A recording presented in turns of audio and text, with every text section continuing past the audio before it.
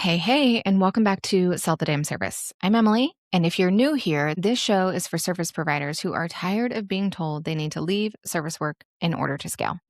So, we're kicking off a brand new series today called What Your Business is Really Telling You. 10 episodes, 10 specific symptoms your service business might be showing you, and the real diagnosis behind each one.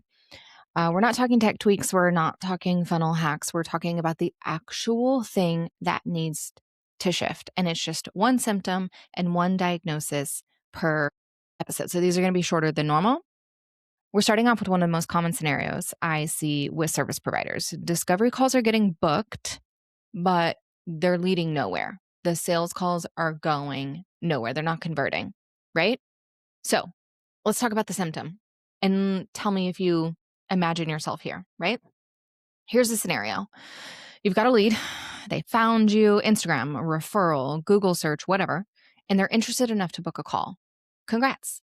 That's the first step, right? To getting closer and closer to a closed prospect. Getting someone to hand over 30 or 60 minutes of their actual calendar is huge, right? That obviously shows real interest. So you're excited and you go, but then the call happens and nothing. Maybe don't feel super aligned. They don't book the sales call. Or if you're someone who does a combo of discovery and sales calls, they say they need to think about it. They're going to circle back.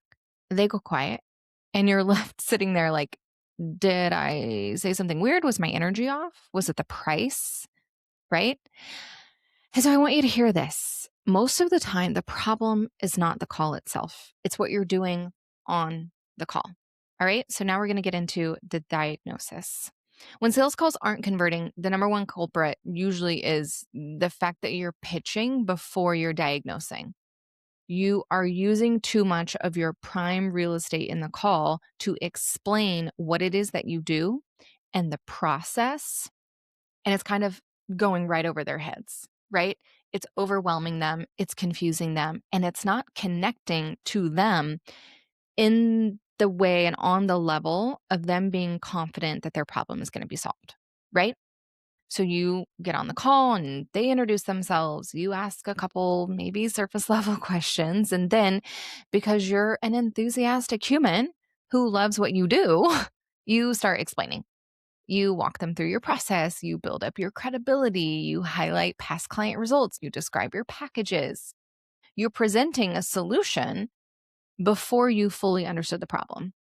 And not just that, but fully understood the problem in a way that connects your expertise and your offer to solving their problem. And here's why ultimately that backfires. People don't buy solutions. They buy the feeling that you get their problem.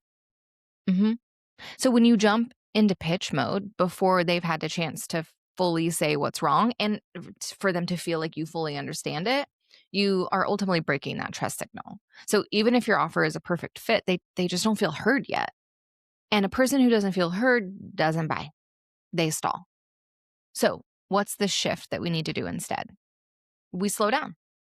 We ask different and better questions, and you stay in curiosity mode longer than it feels comfortable. Truly. The one question I want you to start asking on every single sales call, and genuinely, not just as a checkbox, but ask it. What is the one problem you most need solved right now? That's it. I mean, obviously, you're going to have a conversation, but ask this one. What is the one problem you most need solved right now?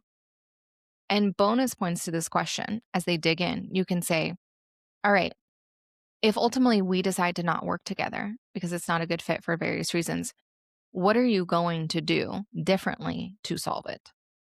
This gets you in their headspace of, have I really presented, have I identified their problem enough to know that my solution is what needs to be presented, right? So we're not asking them, tell me about your business, or what are you looking for in a copywriter, right? Specifically, what problem do you need solved? And then you actually listen. You follow the thread. You ask what they've tried, what they did that didn't work, what it's costing them in time, money, stress, whatever. And by the time you open your mouth to actually talk about your offer, they should feel like you just described their situation better than they could. And that ultimately is what converts. And so here's where productization comes in. And I really, really, really want you to sit with this. When your service is productized, you already have a clear answer ready for whatever problem they name. If it's in your wheelhouse, I'm not saying you're solving every problem that you can't solve. I'm saying if it's connected to your wheelhouse, you're not scrambling to customize a proposal on the fly and adjust scope and adjust assets and adjust the timeline and the price. You're not trying to figure out mid-call if you can even help this person. You know what you do, who it's for, and what problem it solves. And that clarity is something the client feels across the room. Really. Vague services create vague sales conversations. That is just a fact. Specific services create specific conversations.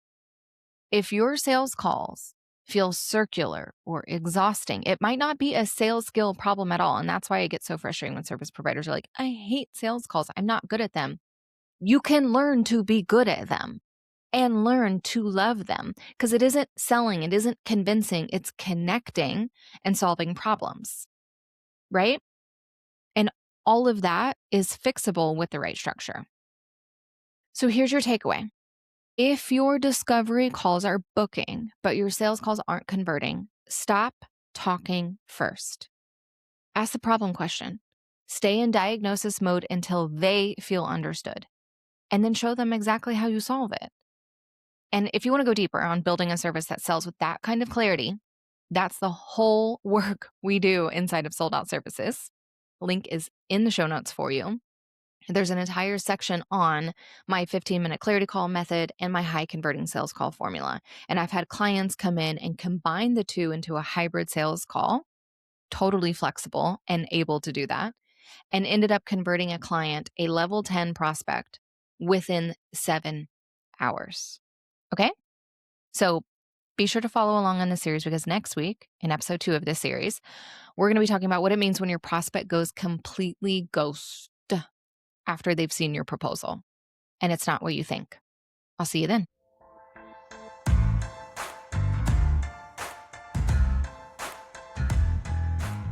Thank you so much for listening to Sell the Damn Service. If you loved what you heard today, do me a quick favor, hit subscribe, leave a rating, and drop a review. It seriously helps more service providers find the show, and it keeps me yapping into this mic every week. It's a nice, free, easy lift way for you to support the show. And hey, if you've got a friend who needs to hear this, please send this episode their way. The more people selling their damn services with confidence, the better this whole industry gets. See you next time.